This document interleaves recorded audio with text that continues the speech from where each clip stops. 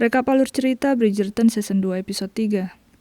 Episode 3 dibuka dengan menampilkan masa lalu, tepatnya 10 tahun silam. Ketika Anthony masih remaja, ia pergi berburu dengan ayahnya, yaitu Edmund Bridgerton. Edmund adalah sosok ayah dan suami yang luar biasa baik. Ia memberikan nasihat-nasihat baik pada Anthony. It's more about confidence. You decided that stag was too large to shoot before you even touched the trigger, I'm afraid. You'll learn in time. Setelah berburu, ia berhenti sebentar, memetik beberapa bunga untuk istrinya tercinta, Violet Bridgerton. Namun sayangnya di antara bunga itu, ada seekor lebah yang dengan cepat menyengat lehernya. Edmund seketika menjadi kesulitan bernafas, sementara Anthony sangat syok dan ia meminta pertolongan. Dari kejauhan ibunya yang saat itu sedang hamil adiknya Hyacinth, berlari ke arah suaminya itu dan memintanya bernafas dan memohon pada suaminya untuk tidak meninggalkannya. Namun sayangnya Edmund tidak tertolong. Dalam sekejap, keluarga mereka kehilangan sosok yang sangat mereka cintai. Anthony sangat terguncang. Seketika ia harus kehilangan ayahnya dan mengemban tugas yang sangat besar. Ia dipaksa untuk memikul tanggung jawab luar biasa, menggantikan ayahnya sebagai Lord Bridgerton di usianya yang masih sangat muda. My lord, might we begin with the arrangements? My lord, but I have questions about the body. Should I? There's also the business of the letters. Give notice of the death. Anthony mengundang keluarga Sharma untuk menginap beberapa hari di rumahnya. Ia berharap keluarga Sharma dapat memberi restu padanya setelah undangan ini. Anthony meminta Daphne ikut bergabung, serta membantunya meyakinkan keluarga Sharma kalau ia layak untuk Edwina. Mereka berkumpul untuk memainkan game bernama Palmal. Daphne menjelaskan cara bermain dan di sini Kate lebih tertarik untuk mempermainkan lawannya daripada permainan itu sendiri. Dimulai dengan mengambil palu warna hitam kesayangan Anthony, ia juga membuat bola golf Anthony masuk ke hutan. Ia sengaja membuat Anthony kesulitan dalam permainan ini. Selanjutnya Colin membuat bola golf dari Kate masuk ke hutan juga, agar Anthony dan Kate bisa sama-sama mengambil bola mereka yang terdampar jauh. Sayangnya bola itu ada di area lumpur, namun Kate tak segan untuk mengotori dirinya dan mengambil bola. Begitu pula dengan Anthony. Well, do you want my help or not? Kate kesulitan keluar dari lumpur, lalu Anthony membantunya. Namun akhirnya mereka berdua malah terjatuh ke dalam lumpur itu, dan seketika mereka tertawa serta menjadi lebih akrab. Kemudian mereka melanjutkan permainan.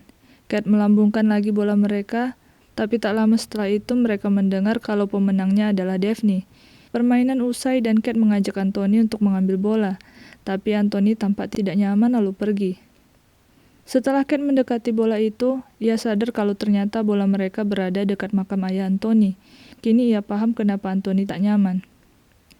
Kita beralih sedikit ke bisnis Madame Delacroix, yang sedang sepi karena ada penjahit baru yang sedang naik daun.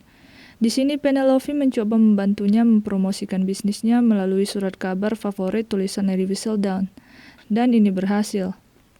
Penelope meminta Madame Delacroix untuk bekerja sama dengannya, membantunya menyembunyikan identitasnya sebagai Lady Whistledown, dan tampaknya Genevieve alias Madame Delacroix setuju. Lord Featherington mengundang Cressida Cooper untuk makan malam dengannya. Ia terlihat makin serius mendekati Cressida yang merupakan seorang putri tunggal dari keluarga kaya. Dan Cressida juga tampaknya menyukainya setelah mendengar bisnis tambang perhiasan yang sedang ia jalankan.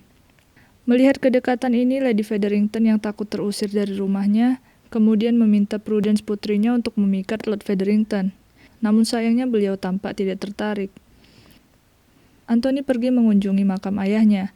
Di sana ia bertemu ibunya yang sedang berziarah dan mengganti bunga layu yang ada di sana. Kilas balik tentang masa lalu, diperlihatkan momen di mana ibunya akan melahirkan dan kemungkinan dokter hanya bisa menyelamatkan salah satu di antara mereka, ibunya atau anaknya saja. Ibunya berharap kalau ia saja yang harus meninggal, agar ia bisa bersama suaminya. Just turned the wrong way. Who would your lordship prefer? Do what you want. Pada akhirnya mereka berdua berhasil selamat.